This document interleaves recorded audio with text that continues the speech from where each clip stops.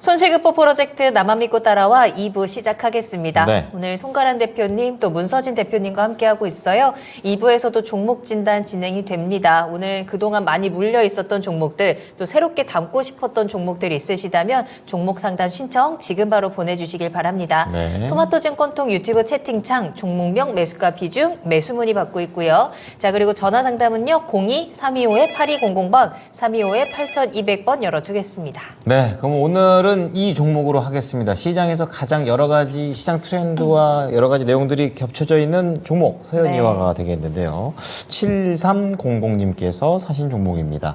사셨던 가격은 15,820원, 비중은 20%라 현재 10% 이상의 수익이 나고 있어서 좋은 상황이지만 네. 또 더 가야 될 텐데 그것도 욕심이 있죠. 그렇죠. 바닥이라고 생각을 해서 1월에 이제 매수를 하셨다고 하고요. 아마 이 종목도 저평가, 저 PBR주로 생각을 하고 있다라고 남겨주셨습니다. 그동안 워낙에 주가의 변동성이 심하다 보니까 불안하기도 해서 정리할까 고민했는데 위로 움직이기 시작하네요. 아, 좋아요. 자 그렇다면 지금 여기서 수익을 좀 챙겨나가면서 정리를 해야 되는 건지 계속 보유해야 되는 건지 고민이 됩니다. 목표가는 2만 원 보고 계시다고 하네요.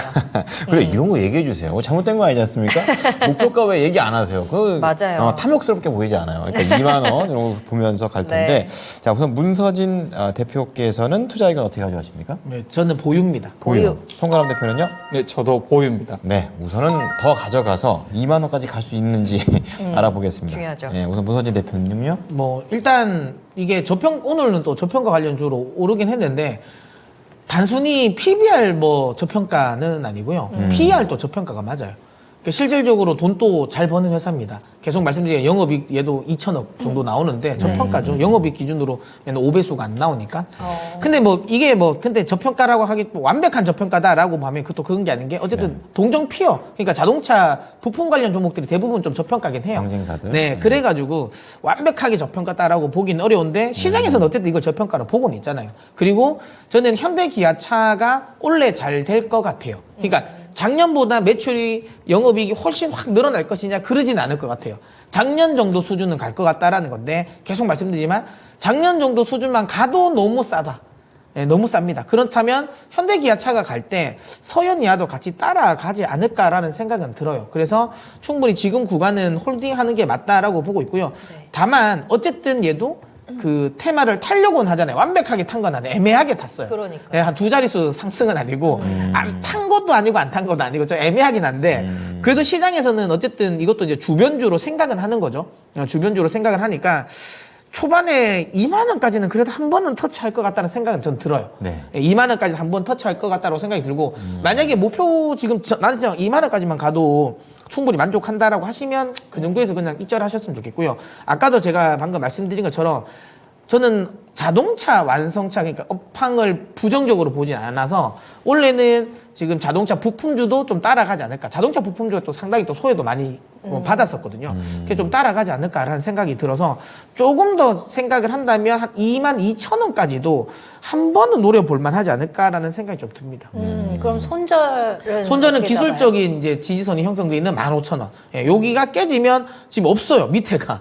예, 딱히 지지선이 없어요. 그러면 얼마까지 내려갈지 모르죠. 그러니까 15,000원 이탈되면 매도한다는 생각하시고 이탈되지 않으면 전 한 22,000원까지는 한번 끌고 가보셨으면 좋겠다. 이렇게 말씀드리도록 하겠습니다. 하지만 한 2만 원 정도가 적당한 것 같다는 그런 뉘앙스를 잘 비춰주시네요. 네. 자 이번에 송가람 대표께서도 보유 의견 주셨는데 좀 자세히 들어볼게요. 지금 이 자동차 부품주들 흐름이 아직까지는 많이 내려와 있다. 밸류에이션 대비했을 때는 저평가 구간이다. 라는 좀 말씀을 드릴 텐데요. 네. 앞서서 말씀드렸던 것처럼 이런 대표적인 자동차 완성차 부품주들의 흐름, 추종해서 움직이는 흐름이 많이 나오고 있다라는 점에서 이 대형 완성차 업체들의 흐름을 지켜볼 필요가 있다라는 점 말씀을 드렸고요. 예. 이 서현이와 같은 경우에는 내외장품들을 생산하는 업체, 바로 그 중에서도 시트를 생산하는 업체죠. 주요 고객사는 현대자동차, 그리고 그 외에도 기아, 벤츠, 폭스바겐, 포드, 제규어 이런 회사들의 공급을 하고 있고 안정적인 공급망을 가지고 있기 때문에 이런 완성차들의 성장세 지속이 된다라고 한다면 어느 정도 회복이 될 것으로 예상이 됩니다. 지금은 소비 심리가 가장 중요한 시기가 아닌가라는 좀 말씀을 드리겠는데 24년에 소비 심리가 회복이 될 것이다. 금리 인하와 함께 소비 심리 회복을 통해서 전반적인 산업이 회복이 될 것이다. 라는 의견이 나오고 있지만 그 시기에 있어서는 상반기는 아직까지는 힘들지 않겠느냐라고 보고 있고요. 이 국내 부품사들 같은 경우는 현대차와의 이런 판매량에 따라서 실적이 연동되기 때문에 이런 부분에 있어서 함께 체크를 해볼 필요가 있다는 점 말씀을 드리겠습니다. 이 아무래도 지금은 이런 회사들이 이런 소비 심리 회복이 가장 중요하다라고 말씀드렸던 부분인데 이 부분에서 소비 심리가 회복이 되려면 완성차와 부품사들 사활을 걸어야 되는 점이 한 가지가 있습니다. 바로 부품사들의 원가 절감 부분이라고 할 수가 있을 텐데요. 원가 절감을 통해서 차량가가 어느 정도 하락이 된다라고 한다면 드라마틱한 소비 심리가 어느 정도 회복이 되지 않더라도 차량가 인하로 인한 소비 심리 회복 충분히 나올 수 있기 때문에 이 점에 있어서 판매량 증가의 초점은 이 완성차 업체들 어느 정도 원가 절감이 어떻게 될 것이냐라는 부분을 체크를 해볼 필요가 있다라는 점 말씀을 드리겠습니다. 지금 글로벌 시장 같은 경우에는 전기차와 내연기관 이런 다양한 이슈들이 나오고 있는데 지금 글로벌 전기차 시장은 아무래도 지금은 과도기에 들어가지 않았냐라는 판단들이 나오고 있습니다. 글로벌 완성차 업체들 같은 경우에 어느 정도 전기차 관련 사업을 일부 축소하거나 연기하는 이야기들이 많이 나오고 있죠. 그 부분에 있어서 제너럴 모터스도 40만 대 규모 지금 어느 정도 생산 계획을 철회하겠다라는 부분이 나왔지만 이 현대차 같은 경우에는 오히려 전기차 부분 공장을 미국 조지아주에 지으면서 생산을 확대하고 있죠. 투자 확대하고 있다는 점. 시장이 어느 정도 회복된다라고 했을 때는 이 수혜를 크게 누려볼 수 있지 않겠느냐라는 점 보게 될 수 있겠고요. 그리고 전 세계적으로 2035년 이후에는 이런 내연 기관차들의 생산을 줄이거나 생산 중지시키는 것들을 추진을 하고 있기 때문에 이 부분에 있어서 어느 정도 상승의 흐름이 추가로 나오지 않겠느냐라는 점도 말씀을 드리겠습니다. 그래서 우리가 봐야 될 점, 첫 번째 이런 완성차 업체들의 저평가 구간 상승 흐름이 나올 수 있다라는 점, 그리고 현대차 그룹에서의 미국 시장에서의 투자 생산량이 더 늘어날 수 있다라는 점 보게 된다면 이 부품주들도 우리가 주목해 볼 필요가 있다라는 점 말씀을 드리겠습니다. 이 가격적인 흐름 한번 살펴볼 텐데요. 이 서현이와 같은 경우에는 이 현대차와 같은 비슷한 흐름이 나오는 경우가 굉장히 많다라는 점 말씀드리겠습니다. 지금 바닥권에서 최근 들어서 굉장히 큰 거래 대금이 나왔죠. 이 거래 대금이 나오면서 이런 저평가주들 중에 하나로 판단이 된다라는 점에서는 이런 추세 꾸준히 이어갈 것으로 보이고요. 지금은 여기에서 상승 흐름이 나왔기 때문에 크게 상승 추가로 눌리는 흐름은 나오지 않을 것으로 보이고 여기에서는 손절가 15,000원 그리고 1차 목표가 22,000원 제시해 드리도록 하겠습니다. 네, 자 2부의 첫 종목 서현이화가 되겠습니다. 지금 수익을 내고 있는데 최대한 얼마까지 낼 수 있을까에 대한 그런 고민들도 좀 풀어드렸는데요. 두 분의 의견 정리해드리겠습니다. 자, 문서진 대표, 송가람 대표 모두 다 보유 의견을 주셨는데 목표가가 조금 다르게 움직였다라는 법 체크를 해주셨으면 좋겠습니다. 문서진 대표는 목표가 22,000원, 그리고 손절가 15,000원 제시를 하셨고요. 송가람 대표는 조금 그보다는 낮습니다. 19,000원의 목표가, 그리고 손절가는 같은 가격이네요. 15,000원 제시합니다. 네. 자, 그럼 저희 스피드 종목 진단 다시 한번 출발해 보도록 하겠습니다. 네. 궁금하신 종목들 지금 빠르게 남겨주세요. 2부에도 속도를 내서 빠르고 정확한 진단 도와드릴 거고요. 또 2부 마지막에는 히든카드 기다리고 있으니까요. 끝까지 함께 해주시길 바라겠습니다. 네, 자 그러면은 첫 번째 종목은 장지현님께서 예, 오전에 저 괜찮냐고 올리셨는데 아, 진짜요? 예, 제가 정신이 없었어요. 예, 최대한 갑자기 많은 분들이 걱정해 주셔가지고 네. 마음 받겠습니다. 예. 하고 3년 전에 매수했던 동양생명입니다. 그러니까 아까 손해보험 봤는데 이제는 생명보험으로 갑니다. 자, 6,800원에 매수를 하셨고요. 오랜만에 꺼내셨는데 지금 이 동양생명이 5,380원입니다. 오늘 9%대의 아주 강한 상승세를 좀 보여줬지만 이제 매수가에 좀 도달할 수 있는 그런 근접한 범위가 아닌가. 예, 그런 생각이 들어요. 네. 5%입니다. 이 추가 매수를 해도 될까요? 여기서 추가 매수를 좀 더 공격적으로 생각하시는데 문서진 대표님, 이거 괜찮은 생각인지 어떻게 보십니까?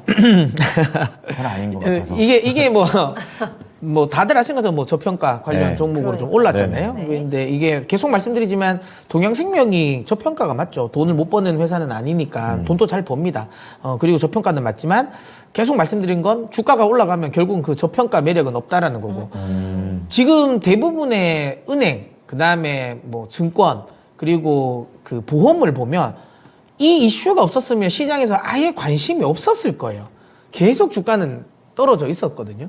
근데 그 이번 이슈로 인해서 주가가 어느 정도 올라갔다라는 거. 그러면 만약에 다음에 이게 저평가라는 메리트가 없어져 버리면 그럼 다음에도 사람들이 여기에 관심을 가질까가 중요한 거예요. 그게 가장 중요합니다. 지금은 어쨌든 테마를 받고 시장에 관심을 받는데 이 관심이 계속 이어질까? 그러면 산업의 매력도를 봐야 되잖아요. 보험이라는 산업이 메리트가 있으면 조금 저평가를 그러니까 이 해소를 했다 하더라도 더 사겠죠.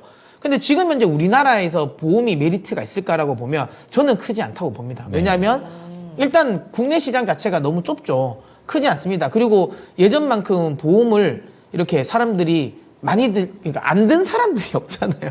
웬만하면 보험은 다 있어요. 맞아요. 웬만하면 보험은 다 있죠. 그리고 예전만큼 마진이 높은 보험은 이제 흔히 말하는 우리가 뭐 이렇게 그러니까 뭐 GA사들도 있고 그 다음에 또 이런 인터넷으로 또 해주는 데도 많잖아요. 맞아요. 분석해주는데, 뭐 군리치 네. 이런데. 그러다 보니까 보험이 엄청 예전처럼 막 비싼 보험을 또 많이 또 하진 않거든요. 이게 또 쉽지 않다라는 거고. 고령화 시대잖아요. 네. 그럼 결국에는 그러니까 출산율은 떨어지고 가입할 사람들은 줄어들고 나중에 돈을 내줘야 할 사람들은 많아지고 이게 사실 보험의 구조에서 제가 보기엔 좋지 않은 구조다라고 보고 있기 때문에 기본적인 구조가 메리트가 있는 구조는 아닌 것 같아요. 물론 뭐 중간중간 이슈가 있으니까 뭐 올라갈 수도 있긴 해요. 근데 이게 장기적으로 사람들이 아주 관심을 가질까 쉽지 않을 것 같다라고 생각해서 그러니까 신규로 더 들어가지는 마세요. 근데 제가 계속 말씀드리잖아요. 요즘에 테마는 한번 힘주고 가면 어떻게 갈지 몰라요. 네. CXL이 저렇게까지 제주 반도체가 저렇게까지 많이 갈 거라고 누가 알았겠습니까? 그쵸. 예, 그러니까 몰라요. 그래서 함부로 이제 뭐 제가 목표가를 설정드리진 않을 거고요. 그냥 이 매도가만 제가 설정해 드릴게요. 예. 5,000원을 깨지 않으면 손절가. 예, 들고 가보세요. 근데 만약에 5,000원을 깨지면 제가 보기에는 이게 당분간 오늘 썼던 고점을 그러니까 6,000원 여기 되겠네요. 5,500원. 여기에서 계속 박스권이 걸리면서 옆으로 횡보할 것 같아요. 예, 그러니까 이거는 5,000원이 깨지면 그냥 제가 보기에는 도망간다. 그래도 2,000원에 안 판겨, 아니 3,000원에 안 판겨 어디겠습니까? 그럼요. 너무 예, 손실을 잘 많이 줄였다라고 생각하시고 빠져나가시는 게 맞고요. 만약에 5,000원이 안 깨지면 테마는 계속 살아 있다라는 거니까 그러면 뭐 본전까지도 한번 기다려 보셔도 되지 않을까라는 생각이 듭니다. 오늘 참 어려운 진단이 아닌가 이런 생각이 좀 듭니다. 네. 동양생명도 또 시장의 트렌드를 또 타버리면은 이게 또 설명이 또 안 돼요. 예, 그런 상황에서 매수가까지도 갈 수도 있겠지만 우선은 그건 조금씩 지켜보시면서 보셔야 될 것 같고 추가 매수는 하지 마십시오. 손절가 5,000원 제시를 해드릴 테니까 이것만 안 깨면 최대한 손실을 줄이고 나오시는 방향을 잡으시기를 권유드립니다. 네. 그럼 다음 종목도 절파고 TV님의 종목으로 이어갈 텐데요. 일단 종목은 SK 스퀘어거든요. 매수가는 6만 원이고 비중 8% 가지고 계세요. 오늘 장 좋았는데 이 종목도 본전 탈출 가능할까요? 오늘 올라오는 종목 다 이렇죠. 그렇죠. 올해 계속해서 네. 오랫동안 고생하시다가 이제 이 저 PBR 또 시장의 흐름 타면서 본전 탈출을 이제 기다리시는 분들이 많은 것 같아요. 일단 SK 스퀘어 지금 매수가가 좀 높기는 한데 뭐 오늘 장뿐만 아니라 이 종목은 지난해부터 해서 지금 꾸준히 우상향을 하고 있는 중이기는 하거든요. 네. 그래서 이 바람을 조금 더 탄다면 조금 더 빠르게 본전 탈출할 수 있지 않을까 싶기도 합니다. 6만 원까지 가져갈 수도 괜찮을까요? 대표님 어때요? 지금 비중이 그렇게 크게 높지 않은 상황이기 그렇죠. 때문에 지금은 어느 정도 추가로 더 가져가 보는 것이 어떻겠느냐라는 점 말씀을 드릴 텐데 이 SK 스퀘어 같은 경우에는 최근 이슈가 자기 자사주 취득 이슈가 있죠. 이 자사주 취득 이슈가 있고 그리고 이 자사주 취득이 아직 끝나지 않았다라는 점 그리고 이 저평가주들의 흐름과 함께 상승 추세에 이어갈 가능성이 높기 때문에 이 두 가지 좋은 이슈 본다고 한다면 단기적으로는 이 상승 추세 흐름 이어갈 가능성이 굉장히 높다라는 점 먼저 말씀을 드리겠습니다. 그리고 이 회사 같은 경우에는 SK텔레콤으로부터 인적 분할한 회사입니다. 이 인적 분할을 통해서 ICT 섹터 통해서 이런 효율적인 포트폴리오와 지배 구조를 형성하고 있긴 하지만 여기에서 기존에 꾸준히 저평가되어 있다라는 점은 어느 정도 이 인적 분할 이후에 크게 주목을 받지 못했다는 점도 함께 가지고 있기 때문에 이 두 가지 이슈가 소멸이 되지 않을까라는 점도 함께 고민을 해보시면서 가지고 가보시는 것이 좋겠다라는 점 말씀을 드리겠습니다. 기술적인 흐름 볼 텐데요. 이 매수하신 가격대까지는 어느 정도 상승 추세 흐름 이어갈 것으로 보입니다. 여기에서는 우리가 지금 비중이 낮다고 해서 추가 매수하시기보다는 지금은 테마성으로 어느 정도 움직임이 나오고 있기 때문에 저평가주들은 말 그대로 어느 정도 주가 상승 흐름이 나오게 되면 이 테마 자체에서의 우리가 가져갈 수 있는 이점 상당히 희석된다라는 점에서 어느 정도 매수하신 가격대 근방에서는 비중을 축소하거나 그 구간에서 돌파할 때 다시 한번 거래대금이 추가로 더 나오는지 여부 체크를 해보실 필요가 있다라는 점 말씀을 드리겠습니다. 단기로는 5만 원대 이탈 나오는지 체크를 해보시면 될 것으로 보이고요. 1차 목표가 63,000원 제시해 드리도록 하겠습니다. 네, SK 스퀘어 좀 이제 수익으로 빠져나올 수 있었으면 좋겠네요. 5만 원 손절 그리고 목표가 63,000원입니다. 네. 자, 다음 종목은요. 행복 도시님께서 네. 이제 나노신 소재를 올리셨는데 그래요. 이거 작년부터 갖고 계신 것 같아요. 가격대가 14만 3천 원에 17%를 담으셨는데 네. 이 가격대는 거의 작년 여름 수준입니다. 그 이후부터 하반기로 가면 갈수록 빠지고 또 2024년 들어서 뭔가 새 느낌이 났지만 다시 빠지고 그래가지고 거의 2023년 초에 막 올라가기 시작했던 그 지점까지 지금 내려와 있는 상태입니다. 17%의 비중 여기에서 이거 어떻게 운용을 해야 잘 나올 수 있는지 이 부분을 좀 봐야 될 것 같아요. 네. 문서진 대표님 나노신 소재입니다.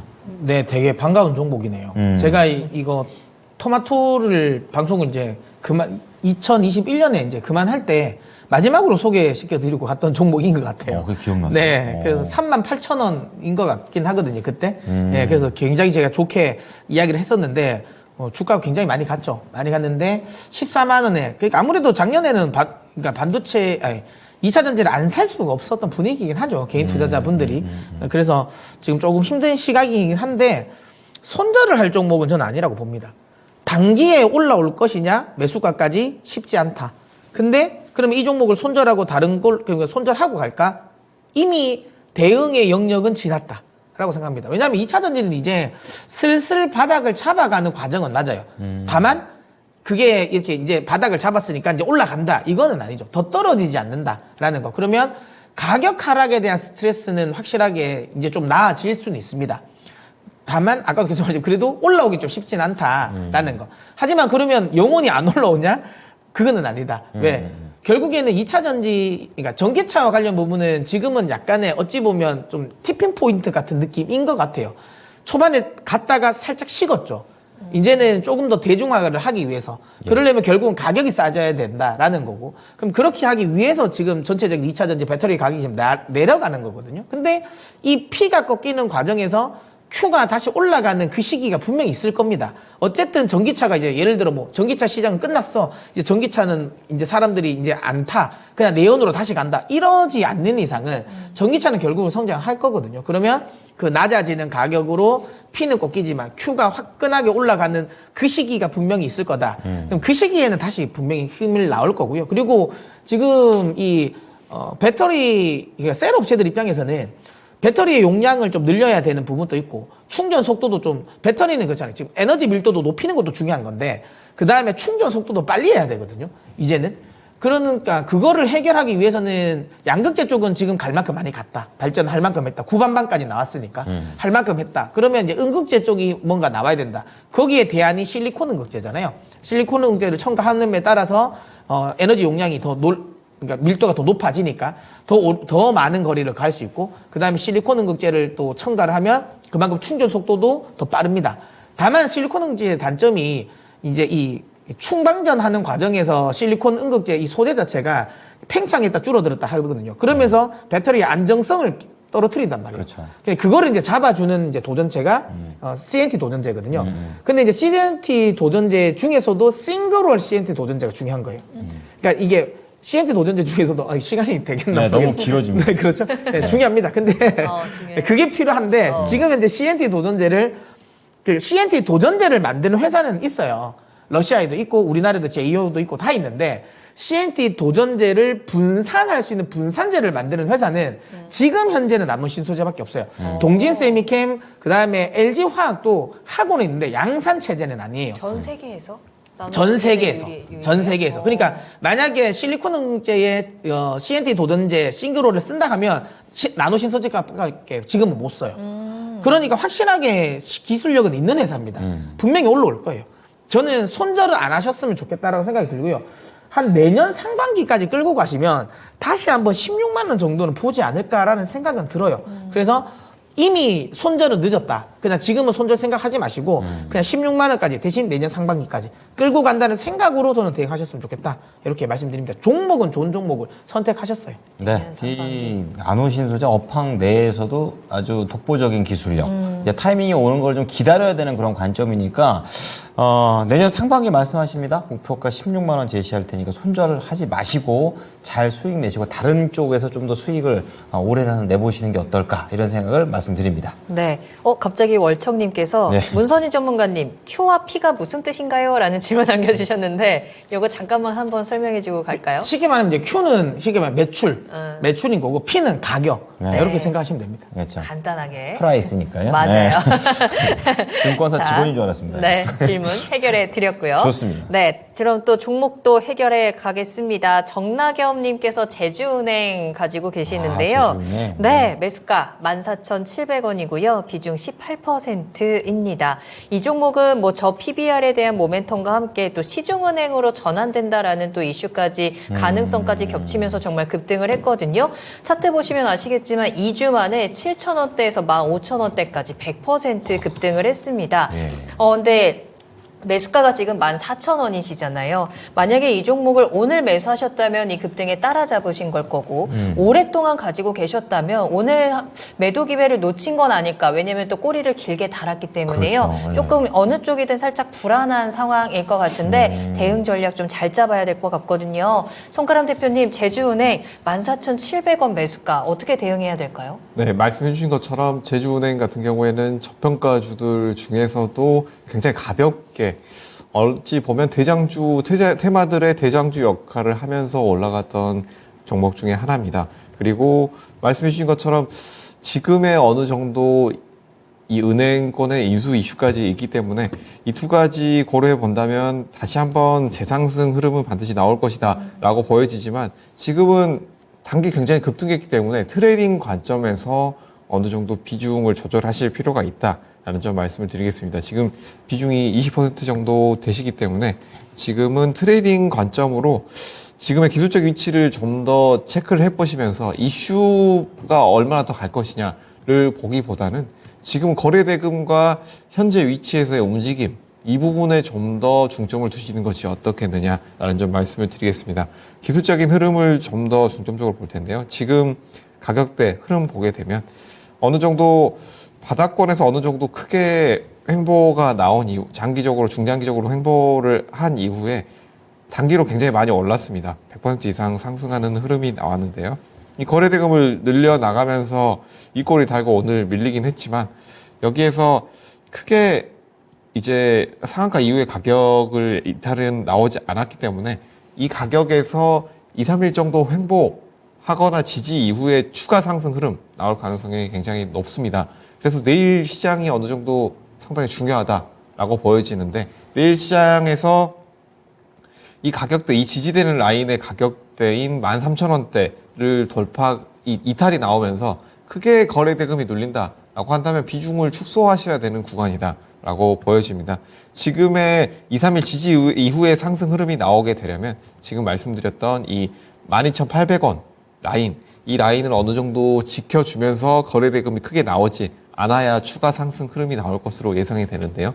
이 테마 같은 경우에는 저평가주들 테마 어느 정도 추가 상승 흐름이 나올 것으로 보이지만 지금 금요일 상황을 체크를 해보셔야 됩니다. 지금 시나리오를 그려본다면 다음 주에 이런 중소형주들, 저평가주들이 다시 한번 바로 치고 나갈 것이냐 아니면 이런 이런 홀딩스사들 위주로 다시 한번 대형주들이 추가 상승 흐름 나올 것이냐라는 부분에 있어서는 내일 시장 흐름을 먼저 체크를 해보셔야 되기 때문에 내일 시장에서 어떤 흐름이 나오는지 그리고 말씀드렸던 이 12,800원 라인 지켜주는지 이 두 가지 여부를 체크를 해보시면서 대응해 보시는 것이 좋겠다라는 점 말씀을 드리겠습니다. 그래서 단기 손절 라인은 12,600원 제시해 드리도록 하겠고요.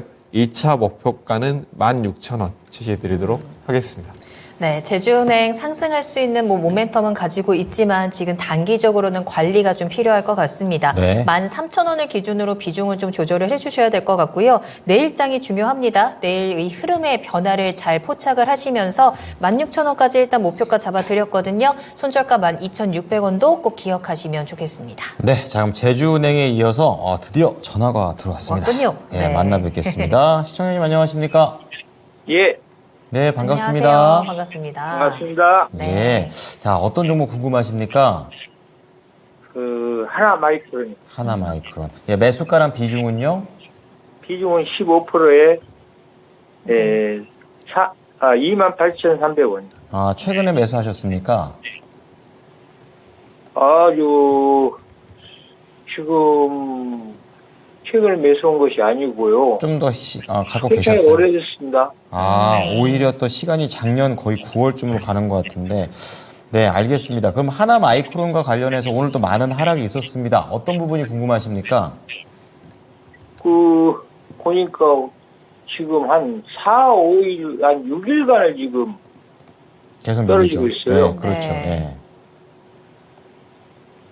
왜 빠지는 건지 그리고 대응 전략을 좀 체크해 드릴까요? 예, 그러고 네. 우리 신작가 가가지고 그때 당시에 네. 51,500원에, 음. 21,500원? 21,500원에, 네, 네. 그렇죠. 네. 예, 샀어요. 알겠습니다. 알겠습니다. 자, 그럼 하나 마이크론 관련해가지고 오늘의 하락을 어떻게 좀 딛고 일어날지 알아보도록 하겠습니다. 문서진 대표 연결해 드리겠습니다. 예. 네, 반갑습니다, 시청자님.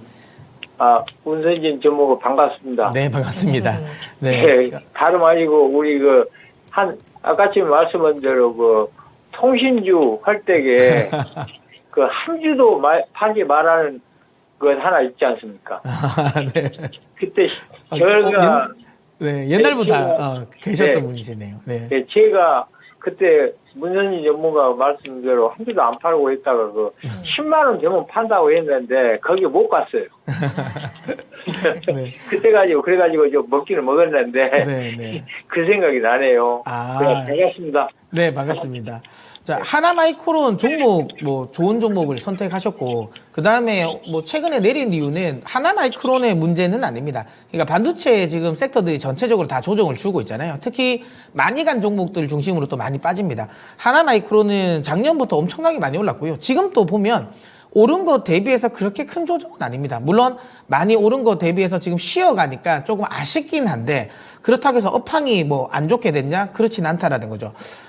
물론 이제 하나 마이크론 같은 경우는 최근 들어서 원래는 SK 하이닉스 쪽에 좀 집중돼 있던 오사트 업체였는데 작년에 이 삼성 쪽에 온양 라인을 다 받아왔지 않습니까? 삼성이 어드밴스 패키징을 하기 위해서 온양 라인을 이제 흔히 말해 이제 밀고 그거를 이제 하나 마이크론이 받아가면서 삼성의 물량까지도 받아갈 수 있는 여지가 됐어요. 그러니까 우리나라 대표적인 종합 반도체사 두 회사를 다 고객사로 두고 있는 회사라고 보시면 됩니다.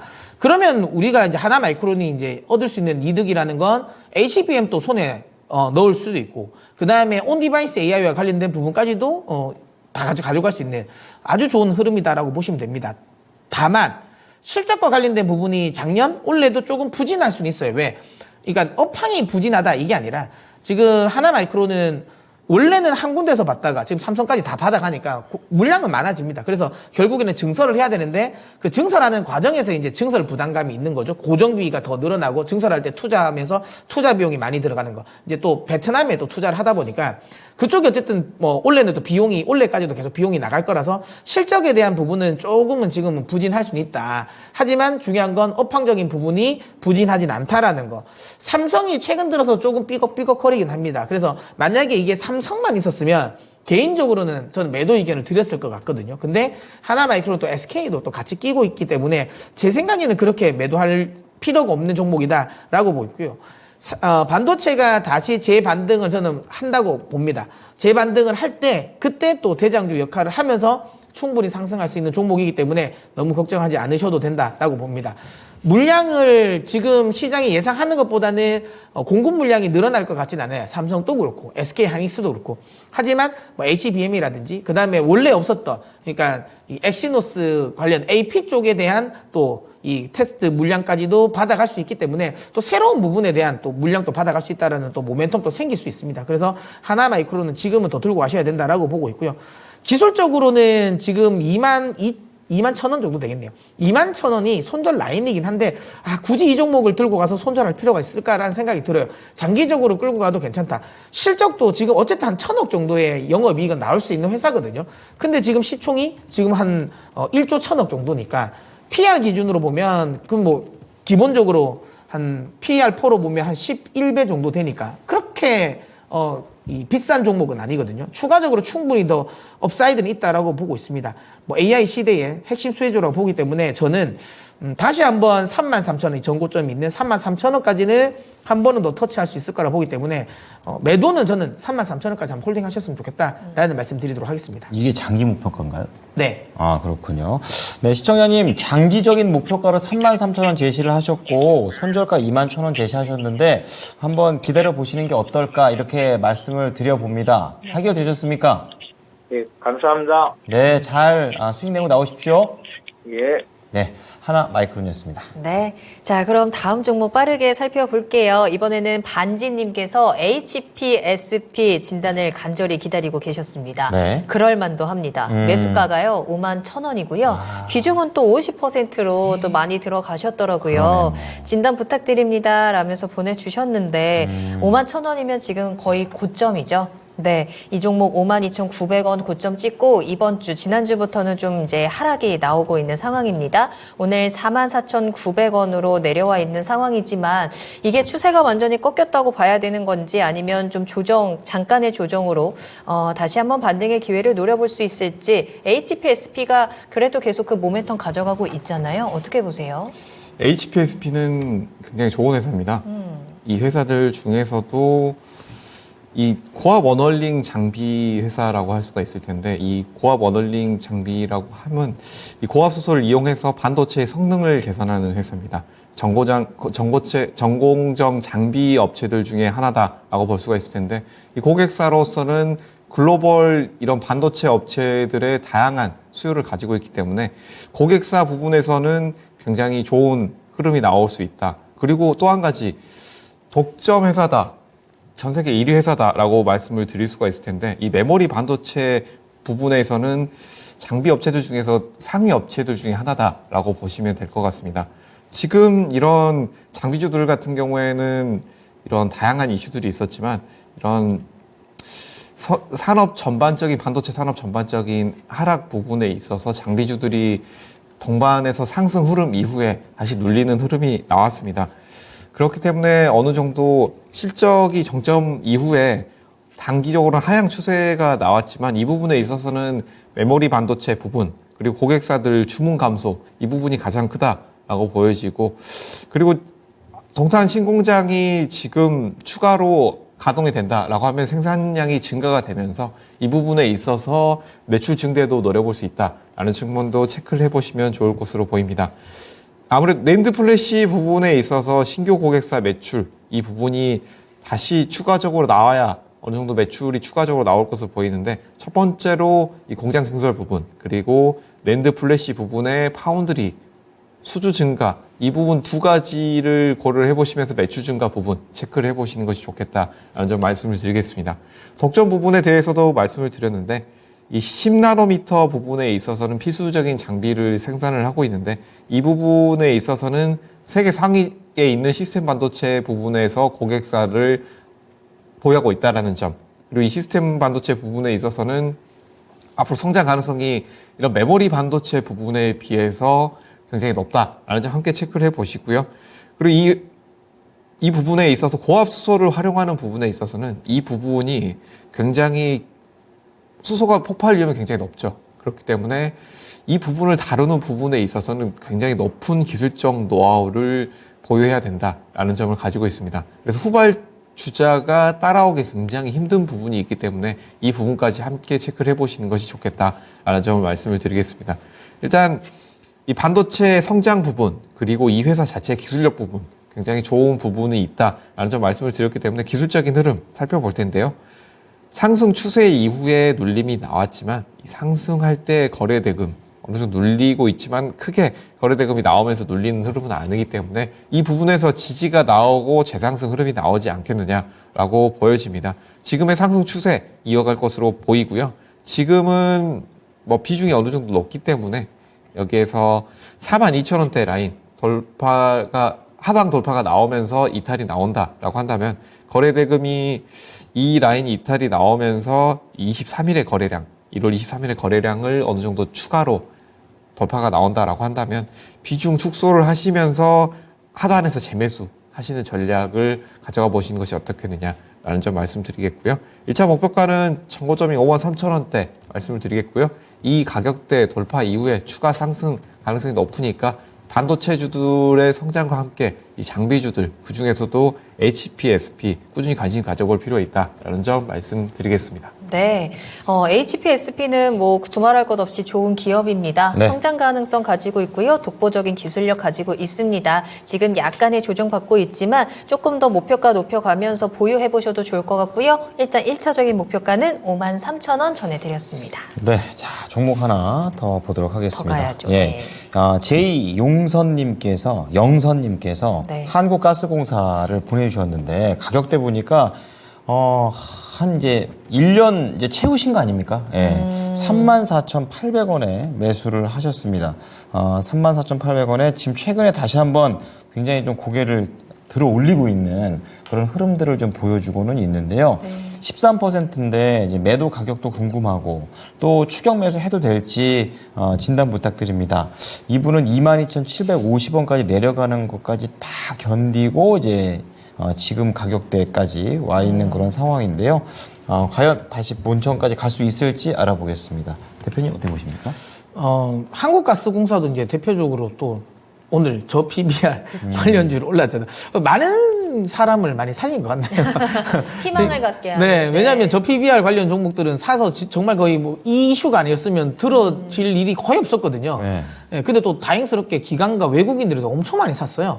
그래서 개인 투자자들이 또 빠져나오게 하는 또 그 역할을 해주는 것 같은데. 그러네요. 네, 한국가스공사는 일단 기본적으로 다들 아시는 것처럼 한국가스공사에 뭐 돈이 그렇게 많지가 않습니다. 작년에 좀 적자를 많이 봤잖아요. 그렇죠. 그러니까 비싸게 사서 싸게 팔다 보니까 막상 자기들이 돈이 없어요. 그래서 이걸 뭔가 주주 환원 정책을 하기가 좀 애매하긴 합니다. 뭘 벌어야지 환원을 네. 하죠. 그리고 이 한국가스공사 근데 중요한 건 어쨌든 정부의 의지잖아요. 그렇죠. 네. 그러니까 뭐 없는 살림에 흔히 말하는 마른 오징어를 짠다고 해서 또 보내줄 수도 있다. 근데 핵심은 이거예요.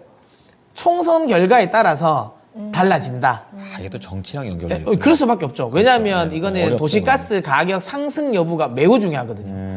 만약에 여기서 총선 결과에 따라서 혹시라도 이제 예를 들어 지금 야당이 계속 이제 집권을 하게 되면 가격 인상하는 건 쉽지 않을 거예요.